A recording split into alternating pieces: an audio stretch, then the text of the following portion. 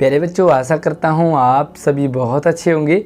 मैं हूँ आपके साथ आशीष सर और आज हम worksheet number 57 class 9 subject Hindi Kshitij में हमारा जो चैप्टर है वो चल रहा था सांवले सपनों की याद।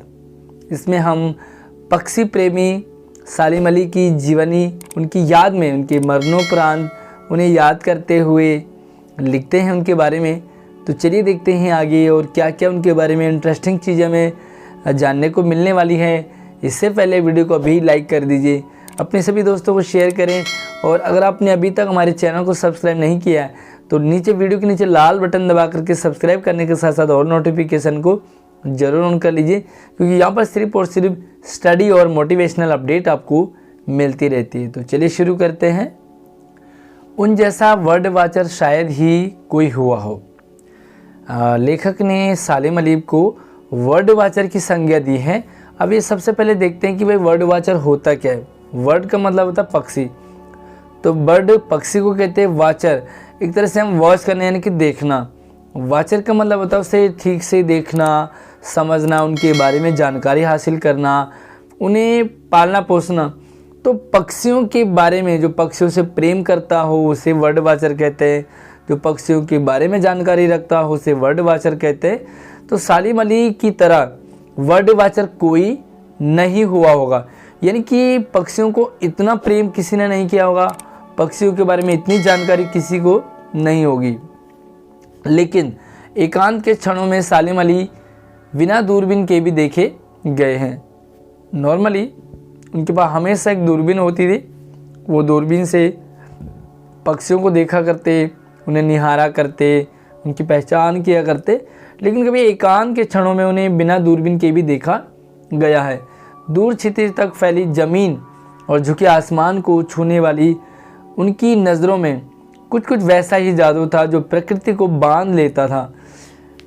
वो दूरबीन से देखा करते थे, हमेशा उनके पास दूरबीन हुआ करती थी और वो दूरबीन से पक्षियों को, प्रकृति को, जंगली जानवरों को निहारते रहते थे। लेकिन कई बार उन्हें बिना दूरबीन के भी हमने देखा उन्हें वो इस तरह से प्रकृति को देखते थे जैसे कि ऐसा लगता है जैसे वो पेड़ पौधे हों, वो पक्षी हों, वो जानवर हों, इंसान ना होकर के वो प्रकृति का ही एक ऐसा हिस्सा हो जो प्रकृति उनके बिना और ये प्रकृति के बिना नहीं रह सकते थे।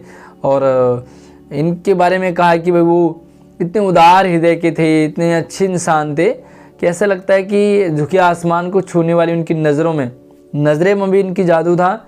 वो जिस पक्षी को भी देखते वो पक्षी उन्हीं का हो जाता। सालिम अली उन लोगों में से थे जो प्रकृति के प्रभाव में आने की बजाय प्रकृति को अपने प्रभाव में लाने के कायल होते थे। कुछ लोग होते हैं जो प्रकृति के प्रभाव में आ जाते हैं, यानी कि सर्दी हुई बहुत सारे कपड़े पहन लिए, गर्मी हुई तो भाई शॉर्ट कपड़ों में आ जाते हैं, बरसात हुई तो छाता टांग लिया। लेकिन जो सालिम अली थे ना, वो प्रकृति को अपने में, सर्दी हो गई कोई फ़र्क नहीं पड़ता, गर्मी हो गई कोई फ़र्क नहीं पड़ता। ऐसे नहीं कि हम प्रकृति के अकॉर्डिंग ढलें, प्रकृति हमारे अकॉर्डिंग ढल जाएगा, हमें ऐसे ही रहना है। तो कुछ लोग होते हैं जो मौसम आने पर इतना बदल जाएंगे, इतना चेंजेज आ जाता है। तो सालिम अली ऐसे नहीं थे। उनके लिए प्रकृति में हर तरफ एक हंसती खेलती रहस्य भरी दुनिया पसरी हुई थी। वो प्रकृति को निहारते, उसे परखते, देखते, हर एक चीज़ में उन्हें नया दिखाई देता। ऐसे लगता था जैसे प्रकृति में हर तरफ उनके लिए कुछ नयापन है, हंसते खेलते उन्हें दुनिया देखी गई है उनकी प्रकृति में। यह दुनिया उन्होंने बड़ी मेहनत से अपने लिए गढ़ी थी। कौन सी दुनिया? प्रकृति की दुनिया, पक्षियों की दुनिया, जानवरों की दुनिया, जिसमें वो हमेशा रहते थे, उन्हें पसंद करते थे और मैक्सिमम टाइम उनका इन्हीं में बीतता रहता था। तो चलिए देखते, मैं आपको आंसर लिखवाऊंगा नहीं। मैंने नोट किया कि आंसर लिखवाने से आपका नुकसान हो रहा है। आप एज इट इज उसे टेप देंगे, लिख देंगे, नकल कर देंगे, उससे आपका काम नहीं चलेगा। आपको समझना है और एक बार आपको समझ अच्छे से आ गया, अपने वर्कशीट को पूरी ध्यान से समझा तो आप क्वेश्चन आंसर अपने आप भी कर सकते हो। मैं सिर्फ आपको गाइड करूंगा, साथ ही आपको एग्जाम में लिखते लंबे टाइम तक आपको याद रहेंगे। तो चलिए देखते हैं आप वीडियो को शुरू से लेकर के लास्ट तक ध्यान से समझे, आपको चैप्टर अच्छे से समझ आ जाएगा। सालिम अली को क्या कहा गया? तो देखो 4 ऑप्शन है आपके लिए, बताओ इसका आंसर लिख लोगे। भाई सालिम अली को वर्ड वाचर कहा है, पक्षी बेचने वाला कहा है, प्रकृति प्रेमी कहा है, या आसमान को छूने वाला कहा है। हालांकि सालिम अली को इनमें से काफ़ी सारे संज्ञाएं मिली हैं, लेकिन उन्होंने खासकर वर्ड वाचर कहा है ना। देखो प्रकृति प्रेमी वो थे लेकिन कहा नहीं, आसमान को छूने वाले वो थे, उन्हें कहा नहीं, लेकिन वर्ड वाचर वो थे और उन्हें कहा भी गया है, तो उनको संज्ञा दी गई है वर्ड वाचर। सालिम अली का दूरबीन से क्या संबंध था?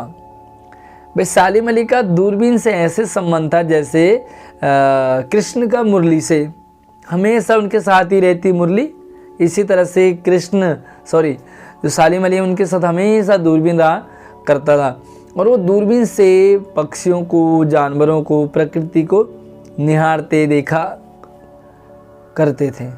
अगला सवाल है, सालिम अली की नज़र कैसी थी? तो सालिम अली की नज़र बहुत ही अच्छी थी। वो धरती और आसमान को इस तरह से दिखते जैसे उनकी नज़रों में जादू भरा हुआ। तो आप ये कह सकते हैं कि सालिम अली की नज़रों में जादू भरा हुआ है और वो प्रकृति को इसी तरह से निहारते थे। ऐसा लगता था जैसे वो धरती और आसमान को छू लें, उनकी नज़र इतनी ऐसी थी और पूरा जादू उनकी नज़रों में भरा था। तो आप इसलिए लिख देंगे कि देखो उनकी नज़रों में क्या था, एक जादू सा कुछ चमत्कार था। और अगला सवाल है, वर्ड वाचर कौन होता है? बड़ा आसान सा सवाल है। वर्ड वाचर कौन होता है? जो पक्षियों को प्रेम करे वो वर्ड वाचर है, जो प्रकृति से प्रेम करे वो वर्ड वाचर है, जो प्रकृति और जीवों में एक तारतम्य बनाता हो। कई लोग होते हैं वो इंसानों से प्रेम करते हैं, लेकिन कई लोग होते हैं जो इंसानों से बढ़कर के जंगली जानवरों से, पशु पक्षियों से, प्रकृति से प्रेम करते हैं। तो प्रकृति से प्रेम करने वाला, पशु पक्षियों की देखभाल या उनसे प्रेम करने वाला ही वर्ड वाचर होता है। तो बड़ा आसान सा इसका लिख सकते हैं, और ये प्रश्न आपको एग्ज़ाम में कई बार पूछा जाता है, वर्ड वाचर। उसके बाद देखो कौन सा शब्द उर्दू का नहीं है? बड़ा आसान सा है। देखो कायल उर्दू का शब्द है, ज़मीन और नज़र भी उर्दू का शब्द है। तो ये जो प्रकृति प्रेमी है ना, ये उर्दू का शब्द नहीं है। और सालिम अली किस प्रकार के व्यक्ति थे? सालिम अली प्रकृति प्रेमी थे, पक्षियों को बहुत प्रेम करते थे। वो जंगली जानवरों के साथ, पशु पक्षियों के साथ हमेशा रहते थे, उनके साथ उनकी दूरबीन हमेशा रहती थी।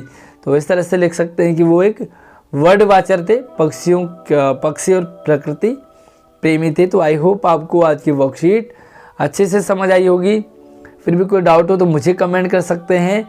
और हाँ, आप में से कितने बच्चे पक्षी प्रेमी हैं, प्रकृति प्रेमी हैं, आपको नदी, पहाड़, झरने अच्छे लगते हों तो मुझे कमेंट करेंगे।